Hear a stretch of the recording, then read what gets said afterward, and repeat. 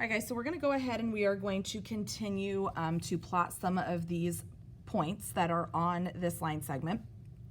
And so if you kind of notice, this is actually kind of going a little bit backwards. And so I've got to kind of figure out what are each of these line segments going to be. I know that if I'm going to go from 50 to 35, I'm probably going to be counting by 5. So I'm actually going to count backwards, and I'm going to call this 45, 40, 35, 30, 25, and then 20. Okay? So it says plot L so that its distance from the origin is 20. And so when you think about that, guys, the origin is kind of where it started, so we've got that 50. So I'm going to go ahead and find 20. I'm going to draw my dot, and then I'm going to label it L. Okay? The same thing here. I've got this number line. It's actually going a different way. And it says plot a point T so that its distance from the origin is 2/3 more than that of S. Okay, so I'm going to go ahead, let's see here, if this is 4 1/3, and then, so this wouldn't actually make sense to say that that's 1/3 because I've got something here. So if I wonder if this is actually supposed to be, I wonder if it's supposed to be sixths. So then this would be 4 1/6, and then if I make that into a sixth, that's going to be 2/6. So yeah, it would be, because that would be simplified to 1/3. So then this would be 4 3/6, or 1/2. This would be 4 5/6, 4. Oh, sorry, that should be 4 4/6. 4, 6, and then 4 5, 6, and then it would be 5. So it was sixths. And this one, I can divide it by 2. And that's going to give me 2/3. So it says that it wants to have the origin that is more than origin is 2/3 more than that of S. So here's my origin here, and I want to add that 2/3 to it. So I want to make it 2/3 more. And so if I were to add 2/3 to that 1/6, which is also, when I convert that, is going to be 4/6, I'm actually going to come all the way up here. Or no, sorry. If I add that, that's going to be 4, 6. When I do that, it's going to be 5, 6. So it's going to be all the way up here, and that's going to be T. The reason why I got this, guys, is because I started at that 1/6, and I wanted to be 2/3 more. So if I had 2/3 more, that's 4, 6. Then when I add them together, it would take me up to that 5, 6. Okay? So some of this, you have to do some of that math to figure it out. Okay?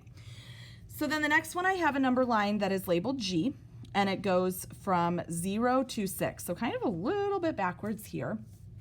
Sorry, you couldn't see it. It goes from 0 to 6 here. And I'm going to look at, first of all, it already says 3/4, so I know that these are going to be 4. So I'm actually going to write 1/4, 2/4, 3/4.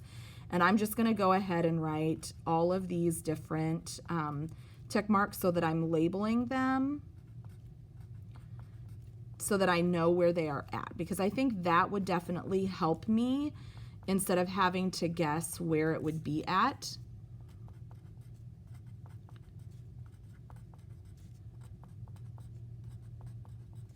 And then of course I know that each of these 2/4, that's actually that half. So it says plot point A at 3/4. So I'm going to find just 3/4, and remember, I don't want to be to that 1, so I want to find the one between that 0 and 1 because it's not quite a whole number. So I'm going to label that A. I'm going to cross that off. It says label a point that lies at 4 1/2 as B. So I'm going to find 4, and I'm going to look to see here which one would be that half, and it would be right here. So I'm going to label this one as B. Cross it off. Label a point C whose distance from 0 is 5 more than that of A, and I'm going to label that C. So it's 5 more. So I'm going to add 5 to 3/4. So then that would actually be 5 3/4, and that's going to be C. So I'm going to write 5 3/4. Okay? Plot a point D whose distance from 0 is 1 1/4 less than that of B. So if I know B is 4 2/4, I want to know what is 1 1/4 less. Well, if I do 4 minus 1, that's going to be 3. 2 minus 1 is going to be 1/4. So D is where I'm going to label it. D should be 3 1/4. So I'm going to find that, and I'm going to go D. And I'm going to write 3 1/4. Okay? The next one, the distance of E from 0 is 1 3/4 more than that of D. So I'm going to take D, which is 3 1/4, and it says that I want to be 1 3/4 more. I don't know why I put an equal sign there, guys, sorry. Okay, so I'm going to go ahead and add this up. I've got 3 plus 1 is 4, and then 1 plus 3 is 4/4. So if it's 4/4, that actually equals 5, and I'm going to go ahead and label that as E. Okay, and then the last one, it says, what is the coordinate of the point that lies halfway between A and D? And so if I wanted to find half of these two, one thing I could do is I could add them up and then find half of it.